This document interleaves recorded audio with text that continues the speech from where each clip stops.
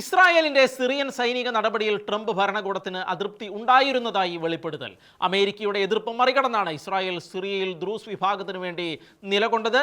ഇസ്രായേലിൽ ജീവിക്കുന്ന ദ്രൂസ് വിഭാഗത്തിന്റെ അഭ്യർത്ഥന മാനിച്ചാണ് സിറിയയിലെ ന്യൂനപക്ഷമായ ജനതയ്ക്ക് വേണ്ടി ഇടപെട്ടതെന്ന് ഇസ്രായേൽ പ്രധാനമന്ത്രിയും പ്രതിരോധ മന്ത്രിയും സംയുക്ത പ്രസ്താവനയിൽ വ്യക്തമാക്കി.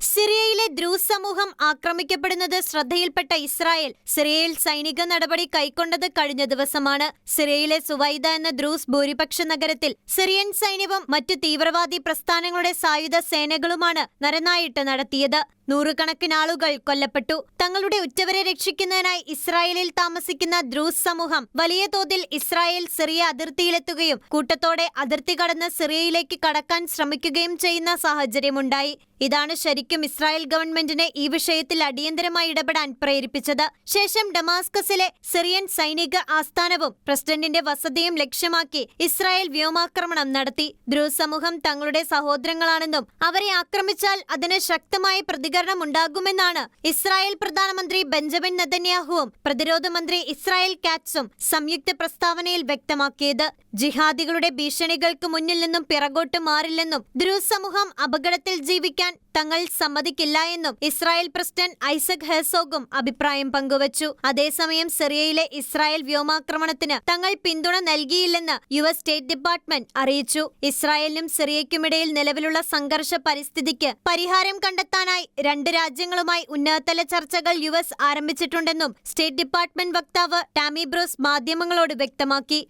സംഭവത്തിൽ അമേരിക്കൻ പ്രസിഡന്റിന് അസ്വസ്ഥത ഉണ്ടായതായും സംഭവങ്ങൾ മോശമാകുന്നതിന് മുൻപ് തന്നെ യുഎസ് ഇടപെട്ടതായും സ്റ്റേറ്റ് ഡിപ്പാർട്ട്മെന്റ് വക്താവ് കൂട്ടിച്ചേർത്തു. എന്നാൽ ഭാവിയിലെ സൈനിക നടപടികളെക്കുറിച്ച് കൂടുതൽ പ്രതികരിക്കാൻ ടാമി ബ്രൂസ് തയ്യാറായില്ല. അതേസമയം American state secretary Marco Rubio Israel ഇടപെടലിൽ ആശങ്ക അറിയിച്ച് രംഗത്തെത്തി. അടിയന്തരമായി ആക്രമണം നിർത്തണമെന്നും റുബിയോ ഇസ്രായേലിനോട് ആവശ്യപ്പെടുകയും ചെയ്തിരുന്നു. അതോടൊപ്പം സിറിയൻ പ്രസിഡന്റ് അഹമ്മദ് അൽ ഷാറയ്ക്കെതിരെ സിറിയയിലെ ദ്രൂസ് നേതാവ് ഷെയ്ഖ് മുവഫാഖ് താരിഫ് രംഗത്തുവന്നു. സിറിയൻ പ്രസിഡന്റിനെ സിറിയയിലെ ദ്രൂസ് സമൂഹം വിശ്വസിക്കുന്നില്ലെന്ന് അദ്ദേഹം പറയുന്നു.